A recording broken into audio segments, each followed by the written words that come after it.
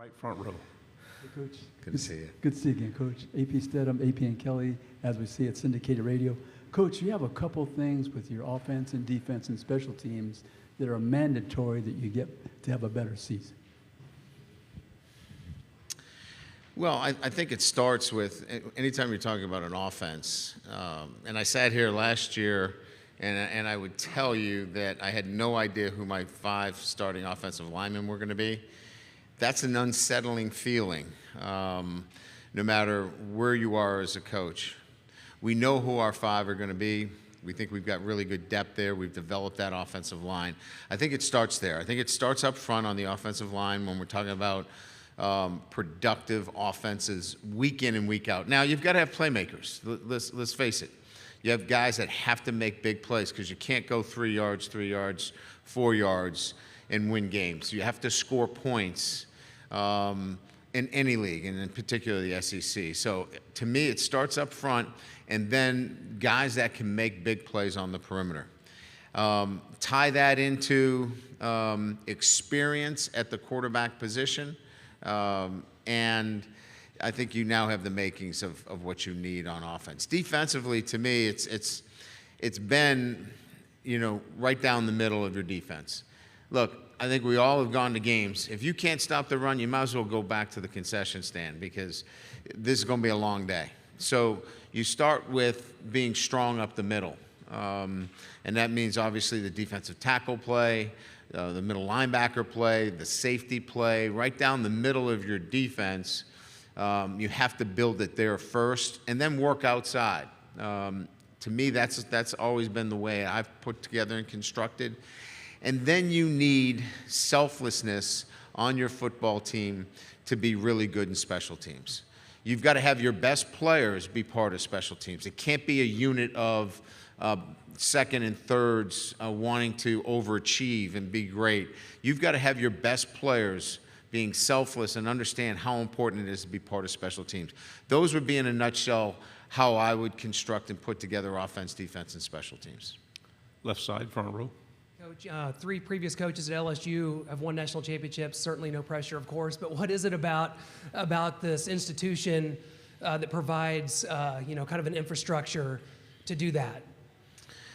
Unapologetic commitment to wanting to be excellent, both in the classroom and on the football field. I think a lot of universities sometimes want to apologize for wanting to be good at both, and I don't quite understand that sometimes.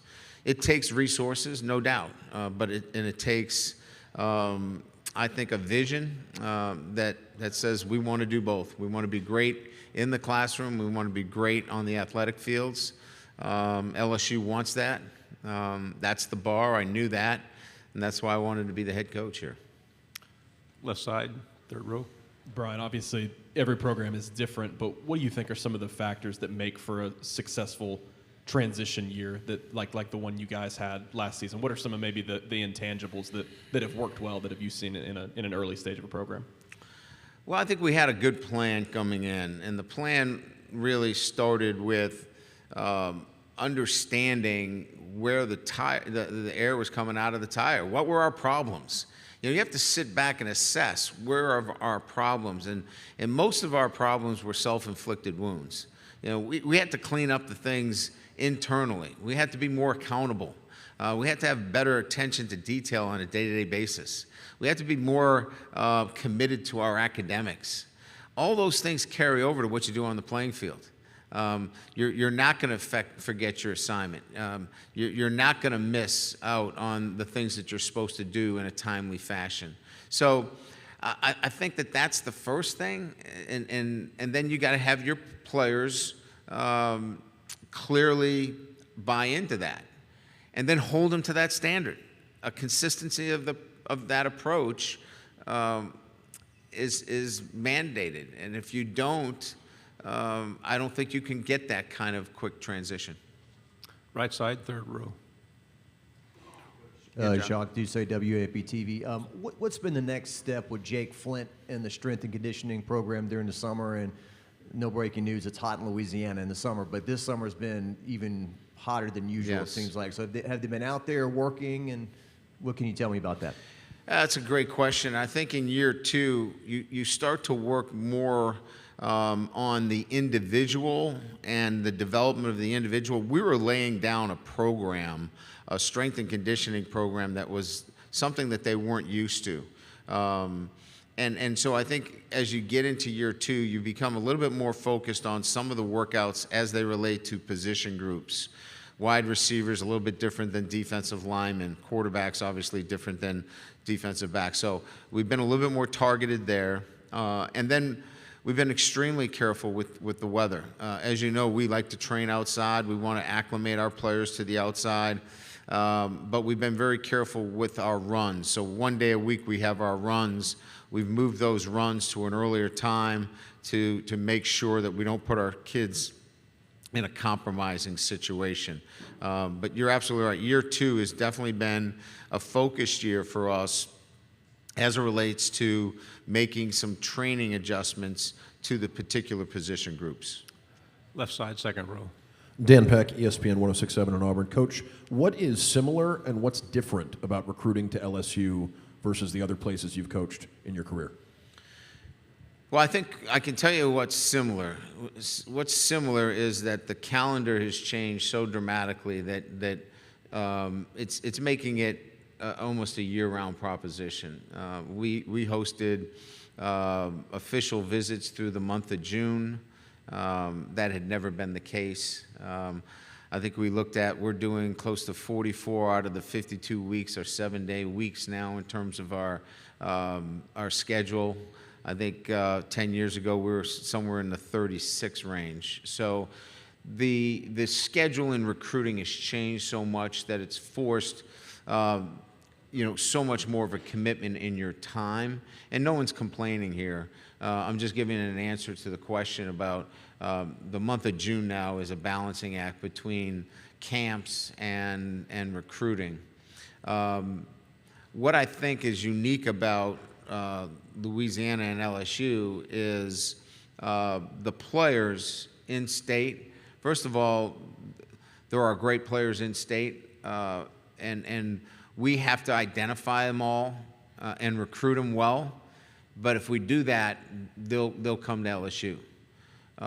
Other schools I've been to, Notre Dame in particular, I had to go to a particular state and pull the best player out of that state. That's a lot harder than being in Louisiana and being the flagship university. And if you recruit that young man the right way, like you're supposed to, he wants to be a Tiger. Front row on the right. Hey, Coach, Kyle Henderson, Bama Football on YouTube. Yeah. Last year, I know last year doesn't matter to this year, but when you beat Alabama football, it certainly matters. How can that win last year in overtime continue to catapult your program and your trajectory going forward? Yeah, I was asked that question earlier. Look, Alabama and Georgia are the benchmark for what we're looking for. And what is that in particular? It's consistency in performance year in, year out. We did it one time.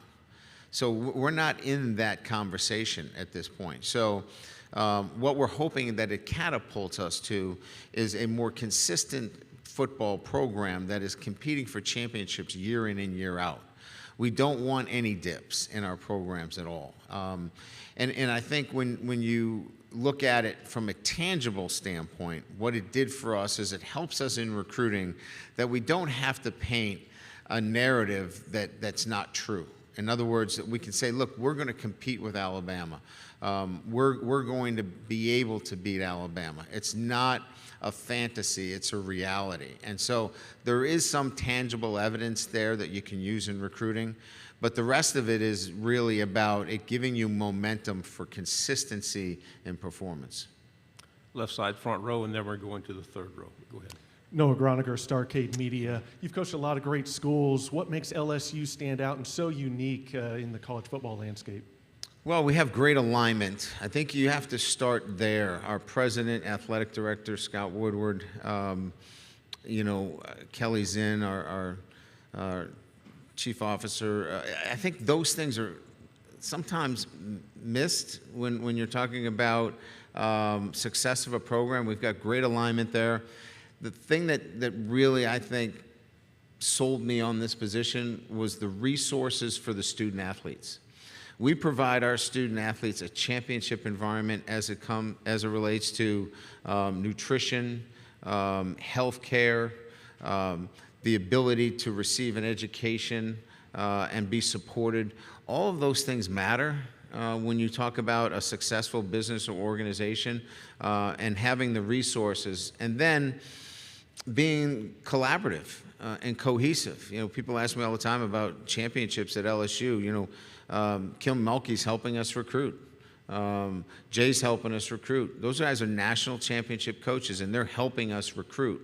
So I think that that's important as well, that you have a collaborative and cohesive department. On the left, third row, and then we'll go to the gentleman in the blue in the back. Kennedy Wright with CBS 42. Coach, is there a 2-quarterback system foreseeable this upcoming season with Jaden Bridges and Jaden Daniels, and Garrett Nussmeier? It depends on what you mean by 2-quarterback system. We're not going to rotate them in and out of the game. Everybody has a different opinion as to what that means. We think they're both capable of being starters. Jaden is our starter, and Garrett will be ready, and we'll continue to prepare him. He got first-team reps in the spring. He'll continue to get those first-team reps. We believe we can win a championship with both of them, but what you won't see is one series, this quarterback, and another series, another quarterback. You saw that in the bowl game, which was a different environment than it would be in, say, an in-season situation. Final 2 questions, back row on the left. Coach, Commissioner Sankey was kind of talking about the expansion of the league in the other room just a few minutes ago. And I'm curious to know your thoughts on what it means to you, what you think of the conference expanding into with Texas and Oklahoma. Yeah, so I'm a newcomer to all this. Somebody asked me about East-West, and look, to me, the SEC is about the incredible depth of teams within this conference that are committed to playing championship football. And to add 2 other great programs in Oklahoma and Texas only makes it even better. Is it difficult? Yeah, but that's the SEC. If you want easy, go find another league. To me, this is why I came to the SEC, is to have this kind of competition week in and week out. If they let us play 12 SEC games, I'd play 12.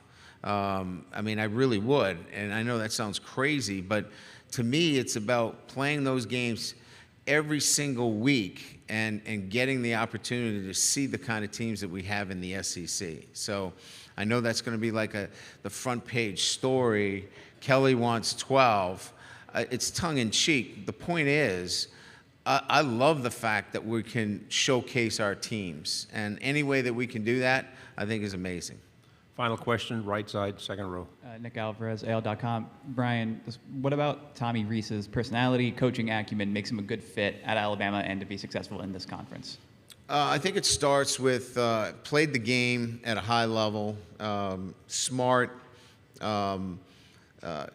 builds great relationships with his players, and I think he understands the balance of art and science when it comes to play calling. Play calling is not just about analytics. It's just not about tendencies. You got to have a gut feeling. You got to know when to make those calls. He played the position. He knows it. He can balance those 2 things. I hope he has great success every game he plays against until we play him at LSU. Thank you, Coach. Good luck Thank this you. season.